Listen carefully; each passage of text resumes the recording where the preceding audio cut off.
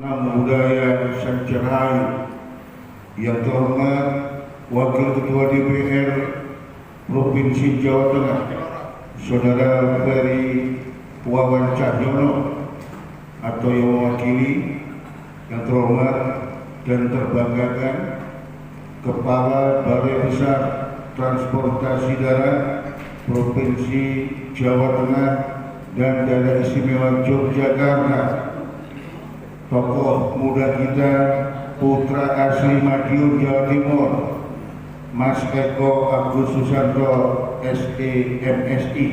Silakan berdiri Mas Eko. Yang saya hormati dan saya banggakan Ketua Harian Dewan Pimpinan Pusat Pengusaha Mikro Kecil Menengah Prima Indonesia, Saudara Rita Muslimah Sadino. Silakan berdiri Pak Rita. Yang saya hormati senior saya, Ketua Umum Asosiasi Pedagang Mie dan Bakso Nusantara Akmiso, Bapak Lasiman Sarjana Pendidikan. Yang saya hormati Wakil Ketua Umum Dewan Pimpinan Pusat Asosiasi Pedagang Kaki Lima Indonesia, Bapak Dr. Andes Seno Badu Aji, MSI. Yang saya hormati senior saya, guru saya, Pak Nadi. Saya masih ingat 29 Mei 2017 di kampus Universitas Negeri Surabaya. Beliau salah satu yang membahas buku yang saya tulis, Revolusi Kaki Lima Indonesia. Matur suwun.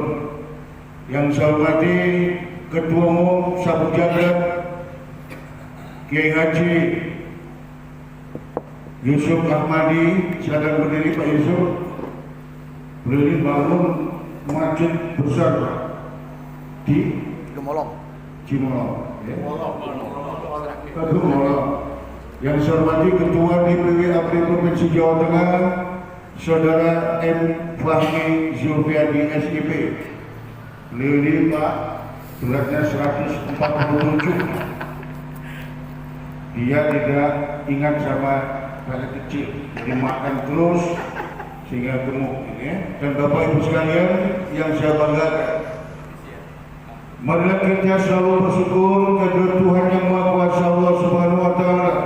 Hanya atas kehendak dan ridhonya pada hari ini di warung makan Niki Eco Tuntang Kabupaten Semarang, Minggu 30 Oktober 2022, kita masih diberi kesempatan untuk bersilaturahim dengan maksud dan tujuan yang satu, ingin membangun kebersamaan, persatuan dan kesatuan, saling mendukung dan gotong royong, membangun kolaborasi sinergi untuk memajukan ekonomi rakyat, untuk mewujudkan hidup rakyat sejahtera berkeadilan, dan untuk menggapai negeri ini adil dan makmur atas ridho Gusti Allah. Bapak Ibu sekalian yang saya hormati, KRIS, Komite Ekonomi Rakyat Indonesia, merupakan organisasi sosial ekonomi hasil Kongres pertama Ekonomi Rakyat 24 Maret 2022 di Hotel Arya Duta, Menteng, Jakarta. KRIS tidak beranggotakan secara individual, namun anggota Komite Ekonomi Rakyat Indonesia adalah organisasi usaha dan ekonomi rakyat, organisasi bantuan hukum, perlindungan konsumen produsen, dan organisasi media massa. Pak Eko, KRIS ini similir dengan Kamar Dagang Indonesia, namun lebih besar dari Kadin, karena KRIS adalah rumah besar Nusantara Ekonomi Rakyat Indonesia. KRIS hanya punya visi tunggal, menjadikan rakyat sebagai subjek ekonomi. Rakyat harus punya saham atas potensi dan kekuatan ekonominya. Rakyat juga punya hak mendapatkan fasilitas usaha dan ekonomi produktif, dan yang lebih substansi dan mendasar, rakyat harus mendapatkan pendampingan ekonomi dari hulu hingga hilir. Visi Tunggal Kris inilah merupakan sebuah pengejawantahan amanat pembukaan Undang-Undang Dasar 1945.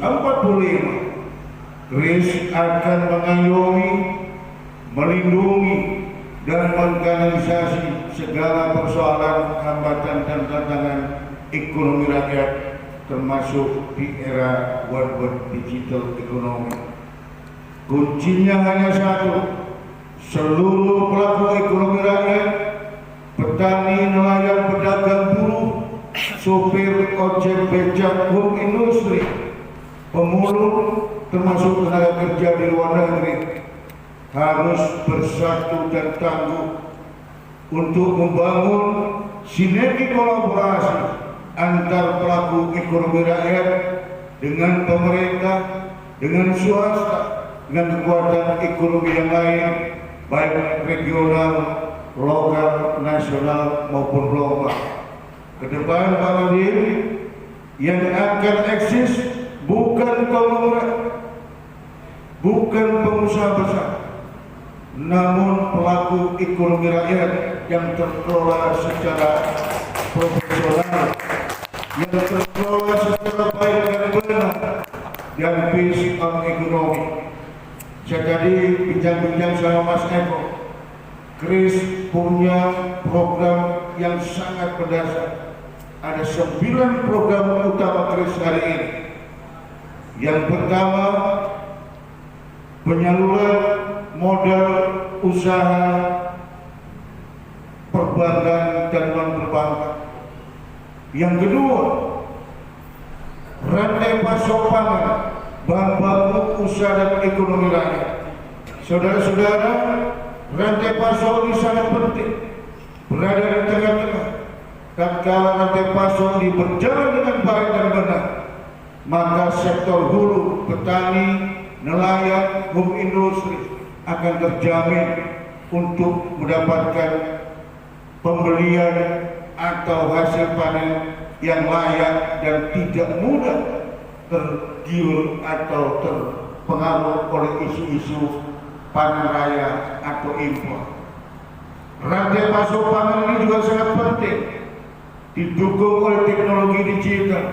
Kita berharap end user, warung kelontong, kuliner, serta usaha ekonomi rakyat yang menggunakan bahan baku pangan dan masyarakat bisa mendapatkan keterjaminan, ketersediaan, dan stabilitas harga pangan, sehingga semuanya akan berada pada realitas saling menguntungkan.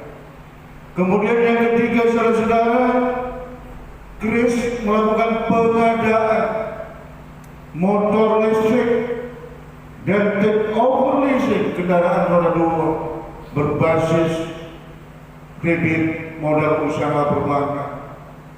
Ini sangat penting. Kenapa Mas Eko bukan kendaraan roda 4? Karena 10 tahun ke depan ada drone yang harganya jauh lebih murah dibanding kendaraan roda 4. Nanti kendaraan roda 4 akan digantikan drone. Namun drone itu nggak bisa masuk gang-gang, nggak bisa masuk kampung dan sebagainya. Oleh karena itu 5 juta pengemudi ojek online di seluruh tanah air kita dampingi dengan pengadaan motor listrik dan take over leasing kendaraan roda 2 berbasis lembaga perbankan. Saya berharap kehadiran Mas Eko bisa mendorong Kementerian Perhubungan Republik Indonesia berperan aktif dan berada di garda depan untuk melakukan pemberdayaan ekosistem ekonomi ojek online Indonesia. Kemudian yang keempat, saudara-saudara, walaupun saya selalu menyampaikan saya tidak ada maksud untuk berada di hadapan dengan retail modern, saya juga tidak menganggap retail modern itu sebagai musuh ekonomi rakyat. Namun warung kelontong rakyat yang hari ini sudah 1 juta kalau harus kita bangkitkan kembali. Untuk itu, Komite Ekonomi Rakyat Indonesia akan merevitalisasi warung kelontong rakyat dan pengadaan warung kelontong atau sembako ojek online Indonesia. Saudara-saudara, 5 juta pengemudi ojek, kalau kita hitung kebutuhan pokoknya, merupakan perputaran ekonomi yang sangat besar. Kita juga mendengar ada raja beras, raja minyak goreng, raja kedelai. Nanti raja-raja ini harus kita jadikan setara dan sejajar dengan kekuatan ekonomi rakyat. Kemudian yang kelima, kita juga ingin Pak Eko, rakyat kita itu 40% tidak punya rumah. Pelaku ekonomi rakyat sebagian besar tidak punya rumah. Oleh karena itu, KRIS melakukan pengadaan perumahan ekonomi rakyat. Kami sudah bicara panjang dengan Bank Tabungan Negara dan hari Senin Selasa besok akan ada pertemuan kongko Bank BTN dengan pimpinan organisasi usaha dan ekonomi rakyat anggota Komite Ekonomi Rakyat Indonesia KRIS. Kemudian yang keenam adalah pengadaan khusus terkait dengan bahan baku ekonomi rakyat yang seringkali kita impor, khususnya kedelai. Kedelai itu Pak Eko kebutuhan 1 tahun di Indonesia 3 juta ton. Kita hari ini baru bisa memproduksi 80.000 ton. 2,92 juta ton harus diimpor. Oleh karena itu kami sudah bicara dengan Badan Pangan Nasional, dengan Kementerian Pertanian, dengan Bulog, mohon dibuka keran impor bukan monopoli pemerintah, namun koperasi atau perusahaan milik ekonomi rakyat juga diperkenankan untuk impor kedelai. Kemudian yang ke-8, KRIS juga mengadakan dan membuka seluas-luasnya apapun potensi ekonomi yang berasal dari rakyat, pelaku ekonomi rakyat harus mendapatkan porsinya untuk mengembangkan usaha dan ekonominya. Untuk itu, KRIS ada program pergi ke Tanah Suci bagi yang Islam umroh dan haji, bagi yang Kristen ke Yerusalem, yang Hindu ke India, yang Buddha ke Thailand, dan yang lain sesuai dengan kepercayaannya. Saya ingin membuka potensi besar pergi ke Tanah Suci. Jamaah umroh kita ini, Pak Yusuf, karena Bapak ini Kiai Haji terbesar di dunia, 1,5 juta jamaah per tahun. Hari ini umroh rata-rata 31-32 juta. Itu hanya untuk pembiayaan. Namun orang Madiun seperti Pak Eko, saya mau Jogokerto, kalau mau umroh itu selamatannya 2 minggu, Pak. Ada tamu dan sebagainya. Begitu pulang dari Mekah dan Madinah, walaupun itu belinya di Tanah Abang, harus beli kurma untuk oleh-oleh. Quote unquote tidak kurang 30-40 juta per jamaah. Artinya ada potensi ekonomi 45-60 triliun.